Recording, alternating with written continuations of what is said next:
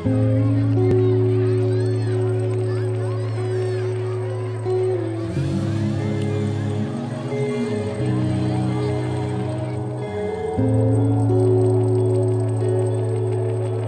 à tous, j'espère que vous allez bien. Aujourd'hui, c'est un gros épisode parce que je vais vous parler de Lesbos. Lesbos, c'est une île qui est mentionnée dans l'Odyssée et c'est aussi l'île actuellement sur laquelle il y a le plus gros camp de migrants de Méditerranée, le camp de Moria qui abrite 15 000 personnes pour une capacité d'environ 3000 places. Je voulais visiter ce camp parce que, à la lecture de l'Odyssée, je me suis rendu compte qu'il y avait beaucoup de clés de compréhension du déracinement et de la migration, justement, à travers l'image d'Ulysse. Parce que, à mes yeux, Ulysse, c'est un peu la figure du premier des migrants. Un homme qui part à la guerre et qui, pour revenir chez lui, va passer 10 ans à être ballotté par les éléments, par les dieux, aux quatre coins du monde méditerranéen, jusqu'aux confins du monde chez Calypso, au-delà même de Gibraltar, sur le titan océan. Ulysse, c'est un peu cette figure du migrant qui perd sa flotte, perd ses hommes, perd ses habits jusqu'à finir échoué sur une plage avec un rondin de bois, parfois rejeté, parfois même accueilli comme un héros chez les Phéaciens. Mais en tout cas, souvent, il a cette posture du migrant, toujours à se méfier. Chez le Cyclope, par exemple, il arrive et il refuse de donner son identité. Il va s'appeler personne, parce qu'en tant que migrant, on ne donne jamais son identité, car on se méfie d'où on va atterrir, si les gens sont hostiles ou bienveillants. Donc cette figure d'Ulysse m'a inspiré pour parler du thème des migrants. Et donc j'arrive du coup dans cette île qui est complètement européenne. Je passe d'un monde à l'autre, de l'Orient à l'Occident un petit peu. C'est l'euro, c'est des prix exorbitants. Il n'y a rien en dessous de 30 € la nuit. Donc pour mon petit budget sur 6 mois, c'est un peu cher. Et au début, je vais payer ma nuit, mais de toute façon, après, je vais devoir trouver une solution parce que Lesbos, je voulais y rester après la visite du camp de migrants. Il faut savoir qu'à Lesbos, il y a des centaines de migrants qui arrivent tous les jours de la mer et qui sont rapatriés par bus dans le camp de Lesbos. Alors moi j'ai monté dans un de ces bus avec des migrants, je suis un peu anxieux parce que voilà c'est la première fois que vraiment je suis avec des migrants et j'ai tous les clichés aussi en tête d'agression, c'est ce qui peut arriver dans de telles situations de pauvreté. Donc voilà, je suis un peu la main sur mon sac avec mon drone et ma caméra et je monte dans ce bus, ça dure une petite demi-heure, on passe de petit village en petit village, on prend des petites routes et puis je commence à arriver en face du mur du camp avec des barbelés, donc on voyait pas ce qu'il y avait derrière. Et de toute façon, on n'a pas le droit de rentrer du tout. C'est ce que me disent deux Suédoises qui bossent au sein d'une petite ONG et qui me disent non, franchement, c'est impossible de rentrer. Les seuls qui rentrent, c'est les ONG, genre la Croix-Rouge. Donc c'était très dur de rentrer à l'intérieur du camp. Mais il faut savoir que le camp de Moria, à l'intérieur, il y a 3000 places, mais en fait, ça s'étend tout autour dans la forêt. Il y a beaucoup de campements sauvages parce qu'il n'y a pas du tout assez de place pour le nombre de migrants qui arrivent. Et je leur demande s'il n'y a pas un responsable ici avec qui je peux parler pour qu'ils m'en disent un peu plus sur le camp. Et là, elles me disent ouais, il y a un gars, il s'appelle Omar. Tu continues 15 minutes à pied, ça sera la première ONG sur la droite, va le voir et je pense qu'il pourra te raconter. Bon, alors je prends à droite, j'arrive dans une grande cour intérieure et je demande Omar. Ils disent ouais, il est à l'intérieur, attends-le sur un banc. Je m'assois, je l'attends 10 minutes. Là, il arrive d'un pas vraiment énergique, il commence à me prendre la main, il me dit hello, I'm Omar. Et il continue sans même s'arrêter quoi. Donc moi je lui emboîte le pas, je continue derrière lui, je dis ouais, voilà, je suis étudiant, j'aimerais bien écrire un article et prendre quelques photos. Est-ce que vous avez un peu de temps, etc. Et là il s'arrête, il me regarde, et tu sais, il me toise un peu délibérément quoi. Et là il me dit reviens à 17 h. Et il repart.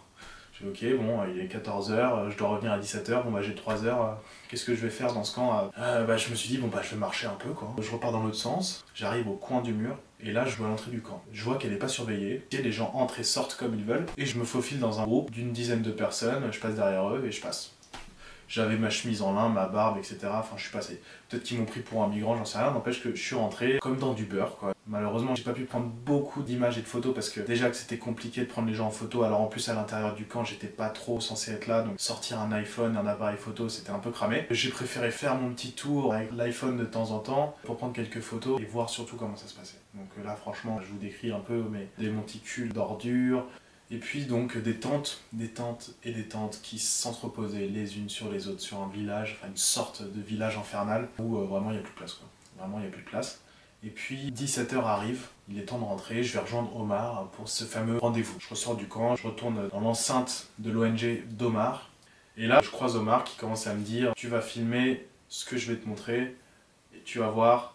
À partir de 17 h, il va y avoir du monde qui va commencer à arriver. On va donner le dîner à 20 h ce soir. Nous, on est là pour gérer la queue parce qu'on attend plus de 3000 personnes. Déjà, les premières femmes arrivent pour se placer en tête de file. Très vite, d'autres femmes pénètrent dans l'enceinte. Les enfants en bas âge dans les bras, justement. Moi, je retrouve Omar qui s'active et qui lance des ordres. Il y a plus de 3000 personnes qui sont attendues.